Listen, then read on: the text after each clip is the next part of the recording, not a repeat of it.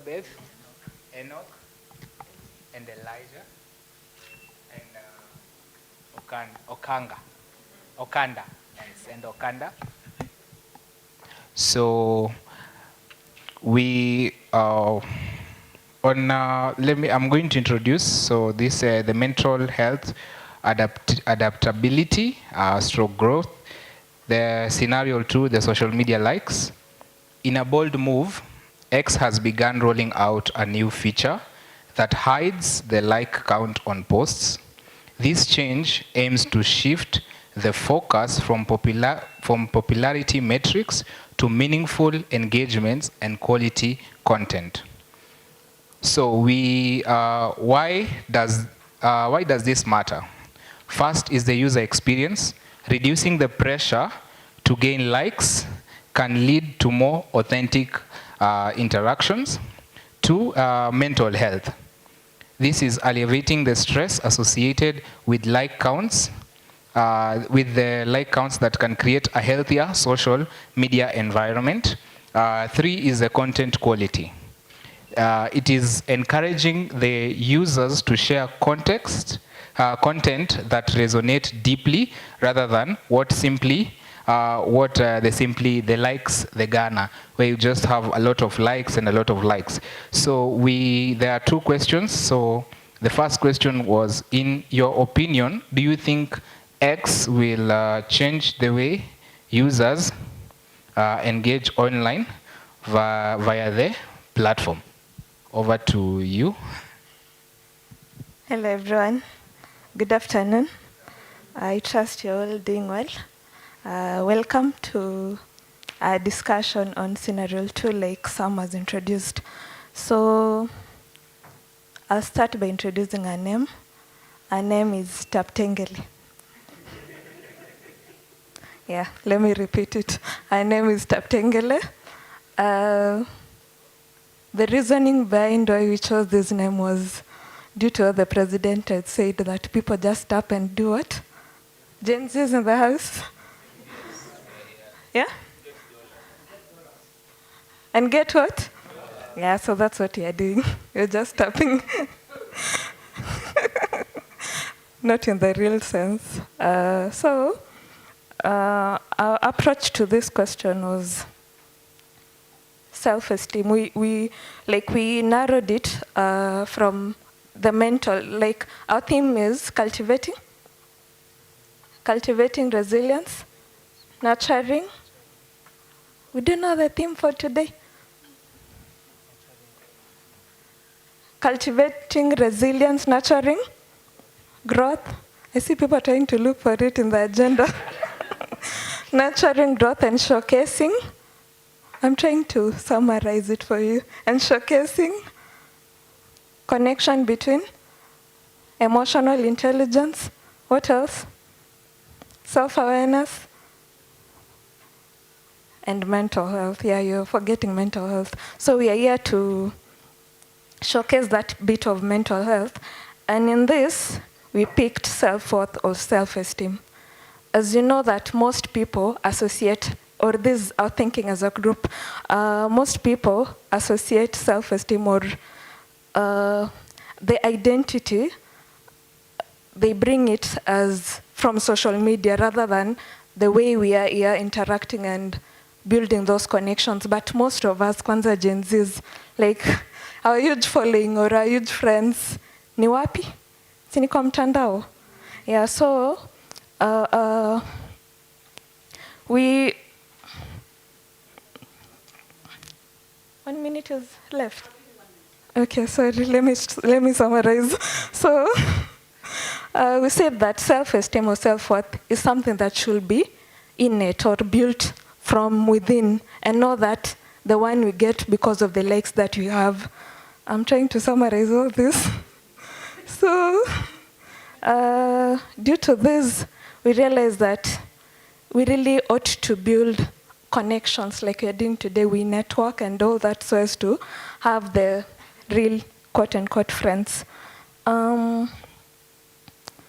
According to the impact or the change that this X will have on its users, we've noted that change is coming. though it may take time, but it will enable us to be cautious on what you're posting, to internalize the type of content that you are liking and retweeting, not just liking because so-and-so did this. So at least by hiding it, we are not compelled to know that this person liked this, so I should also like it. And then on question 2, since time is really gone, we say that by hiding the feature of liking, it's alleviating stress. Like I'd said before, that people were liking or were compelled because of someone else has also liked this or has retweeted this. So stress has greatly reduced. And our ideas, since question 2 was broken into 2 parts, our idea is that from this, or going forward, is that people now will be real, authentic on what they're sharing.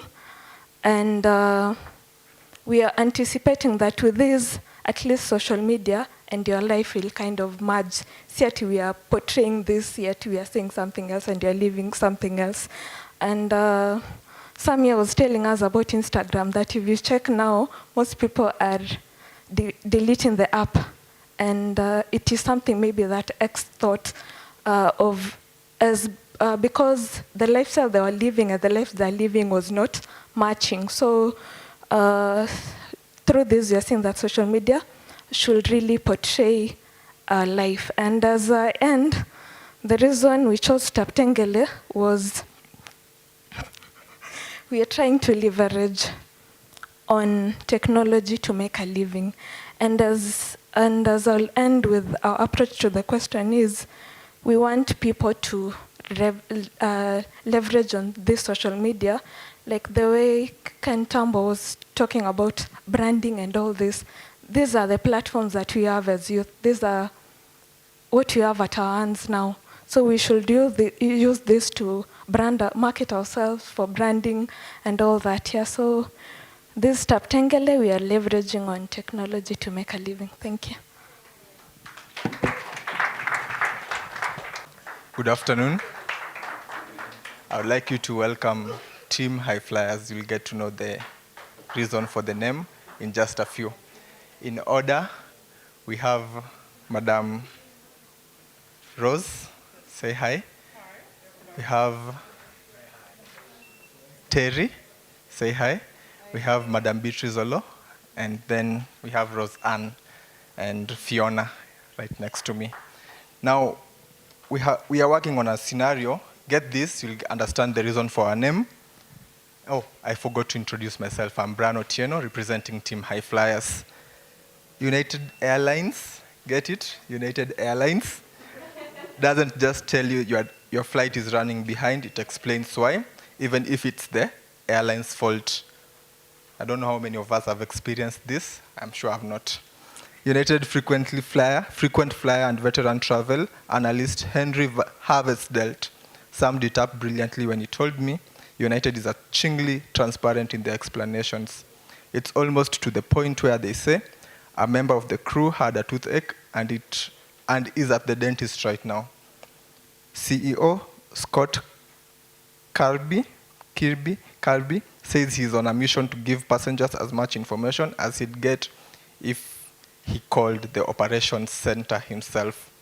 Now, from that, we have a few questions to answer. But before I answer the questions, I'll have to tell you that United Airlines is the leading airline that flies more than 5,000 flights a day in 347 destinations in all 6 continents of the world. That's a very good example of an organized organization. Now, we are asked, what do you think about the culture that United Airlines has established? And from our discussions, we see that United Airlines is a customer-centric organization that has built a culture of trust, which makes it one of the most dependable airlines in the world. Is it true for those who have used it? Now, why would you think United Airlines is taking on such a culture? Do you think it's just because they have decided to do so? No, it's because creating a culture of trust has its own benefits. And these benefits answer our next question, which we were asked, what do you think are the advantages of creating a culture of transparency? Now, from our scenario, we see that United Airlines will tell you even the pettiest reason as to why you are running late on your flight. For example, what is an excuse? Is it an excuse? No, it is a very authentic reason to tell you that one of its flight members had a toothache just before the flight was scheduled to take off. You might think that is petty reasons for delaying your flight, but they are trying to tell you the exact same reason as to why you are not yet on air.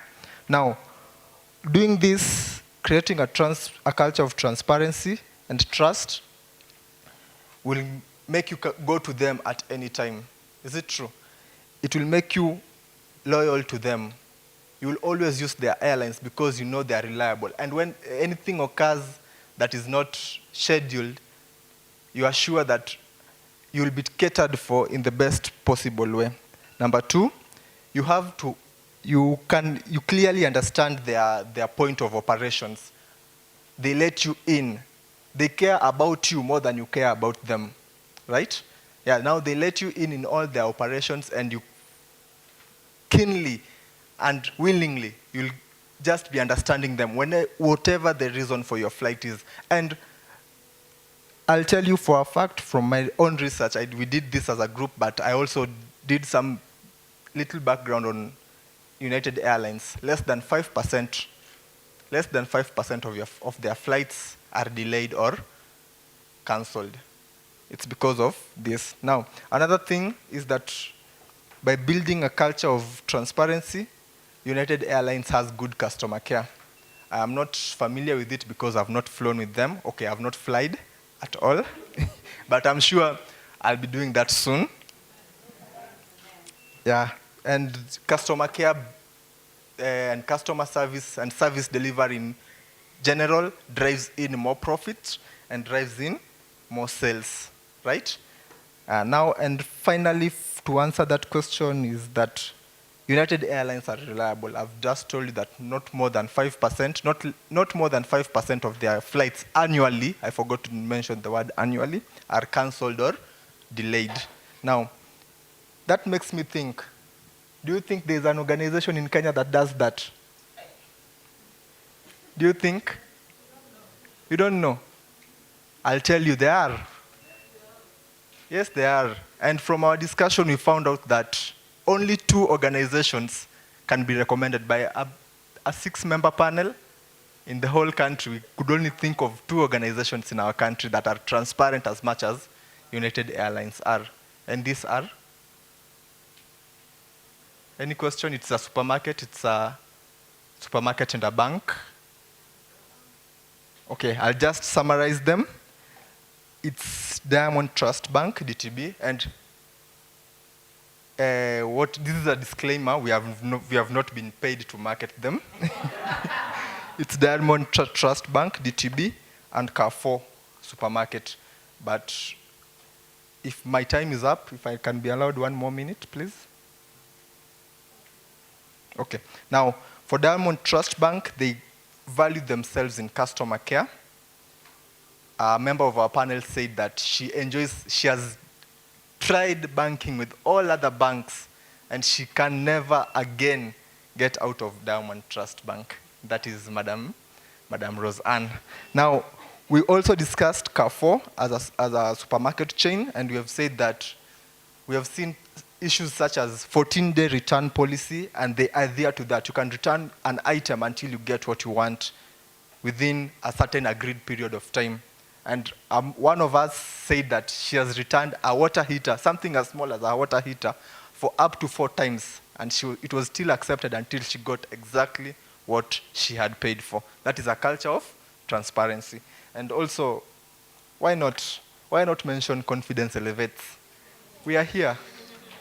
And because all of us paid, some of us were sponsored, all of us paid, and it has all been accounted for. And thank you so much to the organizers.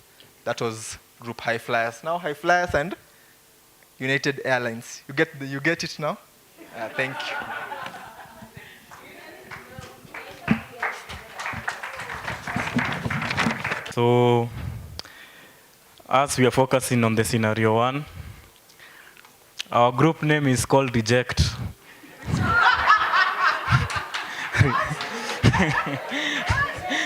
Reject. Yes, that's the name of our group, Reject.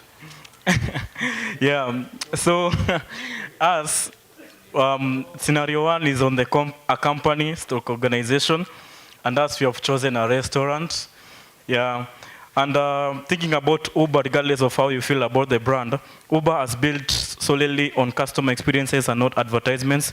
Marketing can drive sustainable growth based on experiences.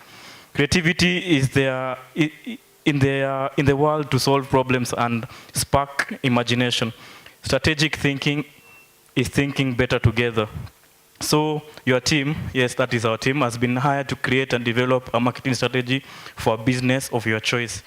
So the name of the business is Chop It Express, which is a restaurant. And the first question is, what do you think you will need to focus on?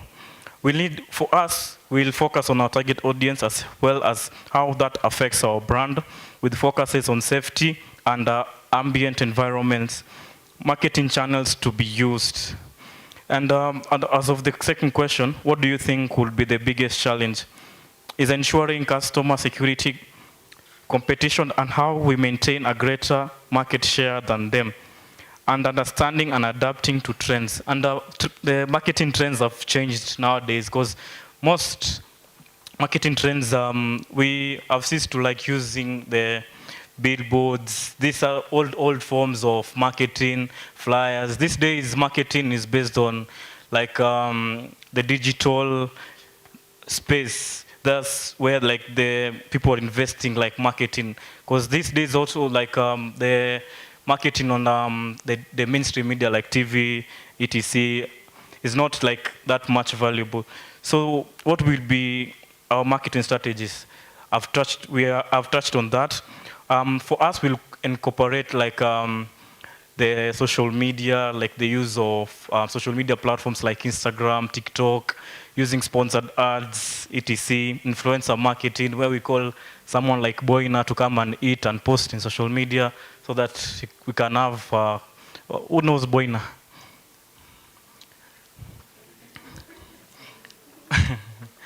Boina is a girl, but she can eat a whole sufuria, a whole sinia by herself. So when we use some people like that, they're going to market our restaurant, and also like have like branding where we have good photos of our restaurant, etc.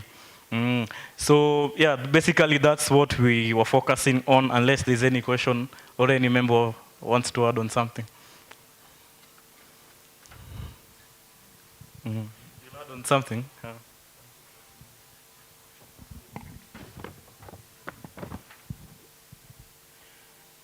Yeah, I think I'll stress on question number 2, which talks about what do you think will be the biggest challenge?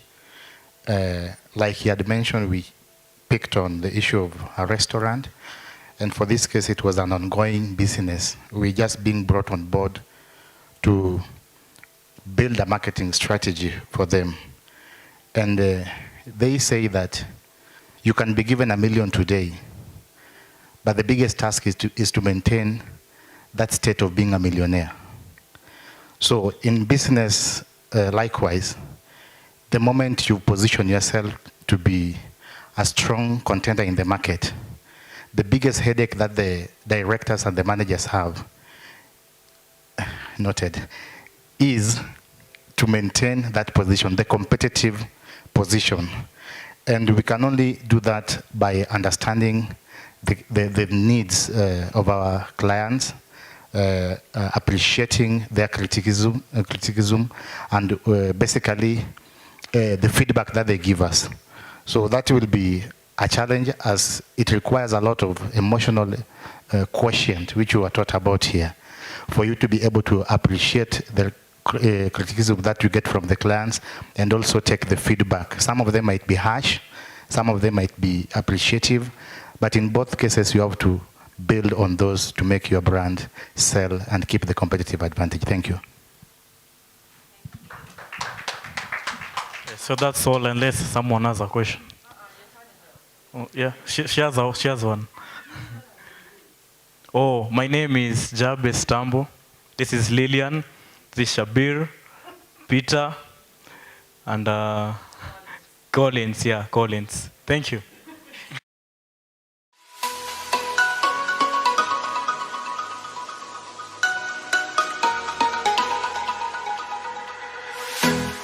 Rapemo, and these are my team members. We are handling scenario 5.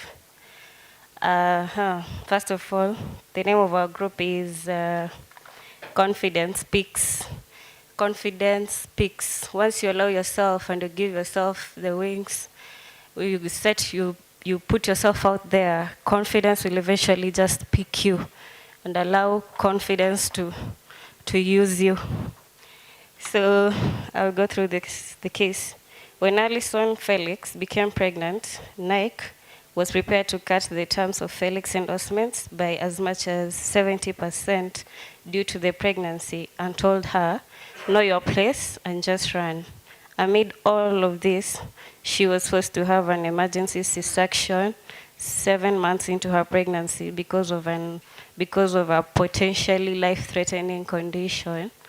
So she quit working with Nike and started her own brand of running shoes with the slogan, I know my place. Again, confidence peaks.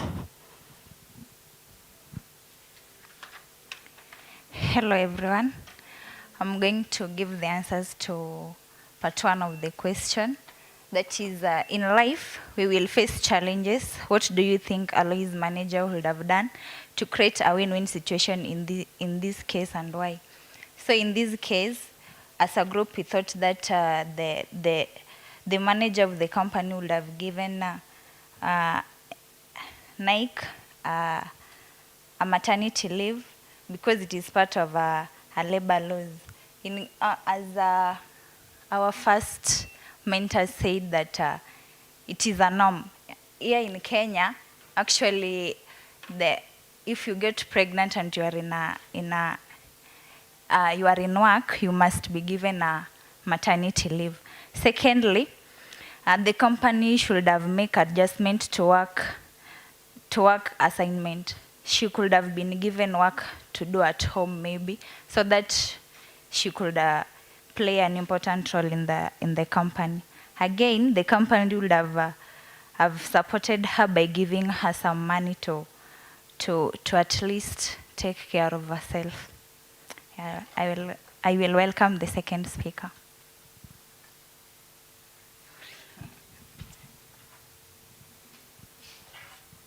Hi everyone. Okay, mtaki kunisalimia? Sawa tu. Okay, I'll handle the second question.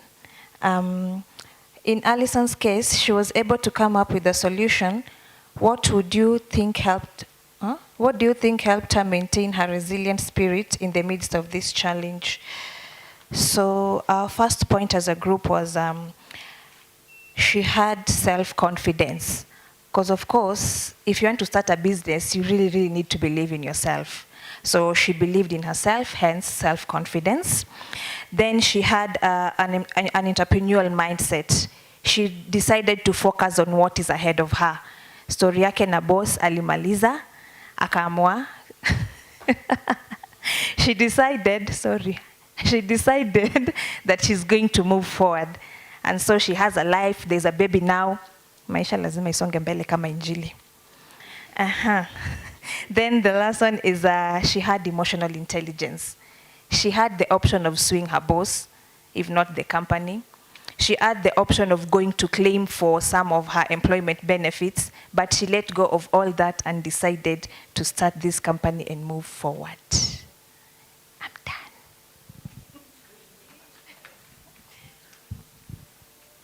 Good afternoon. I'm Razel, and I'm here to answer question 3. Question 3 is, Africa has the highest male suicide rate in the world at 18%, compared to the global average of 12.2%. that is 100,000. In the year 2022, the World Health Organization reported that 6 of the top 10 countries with the highest suicide rates were in Africa, including South Africa, Lesotho, Zimbabwe, Mozambique, and Central African Republic. What do you think we could do as a society to embrace mental health awareness and reduce the number of suicide rates? Actually, I think this question begs the answer to where did we left the boy child. And as the only boy child in the group, I saw it necessary to answer this question. As a society, we have left boy child lagging behind because the overfocus that has been there by the organization and the government institution in mentoring and empowering our female. And the dangers of leaving the boy child behind is all about criminal activities that we are seeing as a society. Most of them resort back to drugs and substance abuse. Some even go to depression because as a society we believe that men should not cry. People believe that as men we should be emotionally stable. And we are also human beings like our female. And I think that's where as a society we have perception that men should believe alone to find their own way. So I think we have managed our time, and we are the first group to manage time. Thank you so much. Just something to add about that mental health. There's something called sad person scale. So some of the factors can influence someone to maybe to suicide. For sad person, the way I'm sad person. So first one, S for sex. So normally it's men. And then another one, A for age. Normally 25 years and below and 40 and above.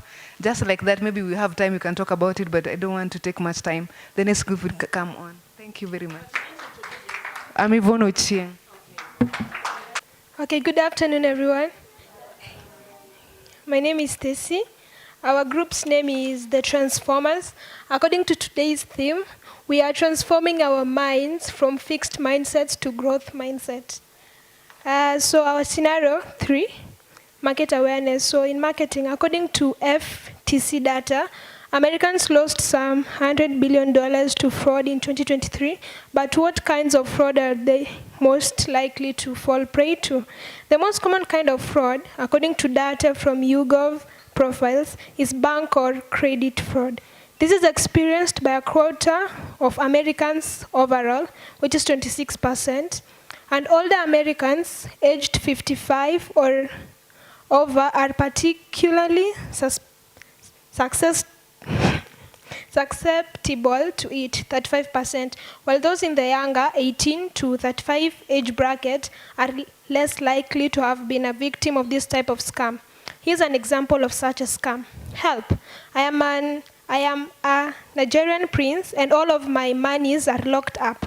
Please send $10,000 of Bitcoin via WhatsApp now so I can give you my fortune. Yeah, so that is a case, market case. Yeah, that is the scenario. So I'll invite my teammates to answer some of the questions. Thank you, Stacy. So our first question, what do you think you should do as a team in this case? First, we went through the question, the story, and then the statement from this person, and we asked ourselves a couple of questions. First, we said we are going to do a research who this person is. And according to some of the questions we had, this person says that it is a prince. A prince is a person who comes from a very rich family. And if the money has been locked up, of course he has a family members. Why can't he reach them directly and not reaching to people that he doesn't know? And then we also ask ourselves,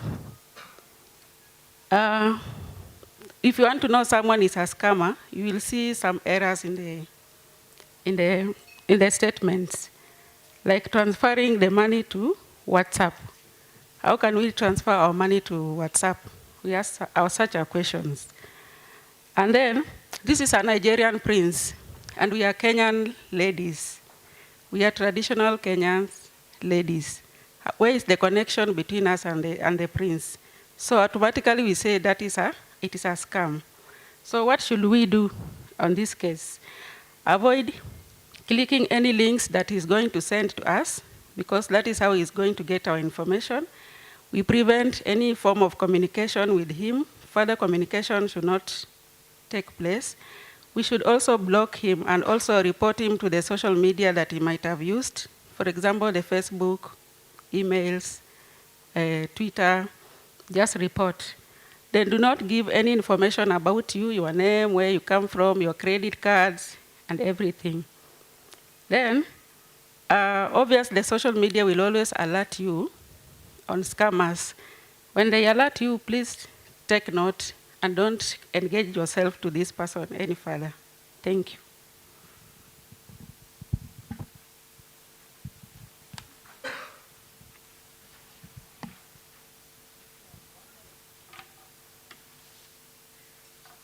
I will answer question 3.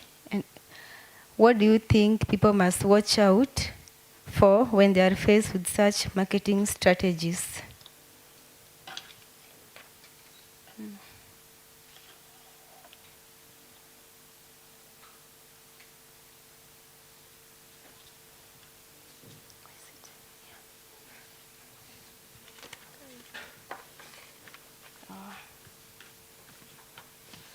So question 3, what do you think people must watch out for when they are faced with such marketing strategies? This discussion is about scam messages. The Nigerian prince, who is a scammer and trying to reap where he did not sow. So the answer to this question is, it's obviously there's no free money in this world. So you cannot just be sitting in your comfort zone and someone is sending you a message that you send me 10 million USD Bitcoin in my WhatsApp, and in return I can give you my fortune. So it does not work in this world. You cannot just open a company where you are giving out free money to people who are not working for it. And the other answer to this question is, obviously there's no shortcut to success. We have to sweat and work to get that 10 USD that the Nigerian prince is asking of you. So yes, no shortcut to success. So I will invite Shiko to answer the last question. Hi everyone. My name is Doreen. I'll answer the 4th question. Why do you think people fall for such schemes? And as a group, we thought of 3 things. Number 1 is lack of awareness. People are not aware that these are scamish messages. Maybe this is your first time to get such a message, so you're not aware of these things going on. Then, of course, the get-rich-quick mentality. People are always finding a shortcut on how they can get rich quick. And then the lesson maybe we need to learn is we need to be interrogative. Like before you take any action, you always have to ask yourself, why am I doing this? Why did this person have to reach out to me? So basically, learn to be interrogative. Thank you. All right. Good afternoon. Thank you. As my group members join me up front, I'd like you to look at your tables. There's some very wonderful water bottles there, right? And if you look at the writing on that water bottle, it's written Aquel. And that's the name of our group. You may wonder why, Aquel. The liquid contained in that water bottle is drinking water. And so as a group, you can just have your seats. We are very fluid, we are very nimble, and that's what makes us unique as a group. And so just like one of the groups presented, ours was also case scenario number 4. Know who you are and know your worth. The case of Alison Felix, who was unfortunately terminated from his contract with Nike as a result of her being pregnant. Can you imagine? And that meant, 70% of our earnings reduced from the company. And so the first question is, what then should happen, or rather, what should have the manager done to absolve this situation? So I'm going to pass the mic to one of my teammates to respond to that.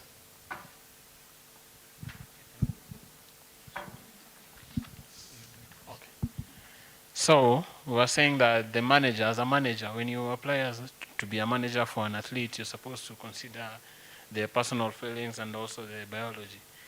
As a lady, the plan is in the future you'll get a family, and after some time you'll probably want to get a child or something. So during the drafting of the contract, the manager should have ensured that this possibility was considered and that the benefits should have leaned on Alison's side. So, and the fact that the company saw this as a liability, so Alison as a liability, is a bad thing, and that means the manager was incompetent. You can't blame Alison because Alison, as an athlete, you're not more into the contract stuff. You are like more of the physical stuff. You're going into the running. You're not dealing with the papers. So that's why you've hired a manager to do all the paperwork for you.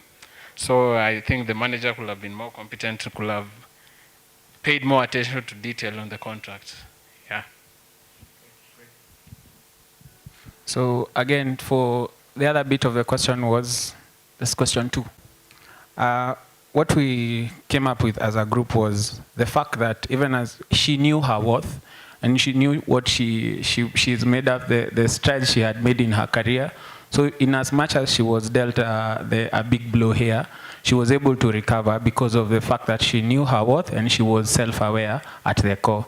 So she knew, she had seen how this company goes, and she knew that what she was providing to that company can still be harnessed into her own brand, which could rival this particular brand. So that really informed her decision in midst of this challenge, and the fact that she also knew that the end of one thing could signal the beginning of another thing. So that's why she even calls her brand, I Know My Place. From a point of pain, she takes that pain and harnesses all the energy that is coming from that pain into a successful brand. Beautiful. I think we have about just 2 minutes left. The last question, what could we do differently as a society to ensure that mental health awareness is embraced and there's a reduction in the number of suicide cases that are often not reported? Yeah, thank you so much. So what we discussed here is that mostly people look at others when they are talking about mental wellness, or when they are talking about, people are not really self-aware. So we should go deep and really evaluate ourselves and understand ourselves, even as we respond to others, so that we don't take such drastic steps towards hurting ourselves. So we should really self-evaluate ourselves.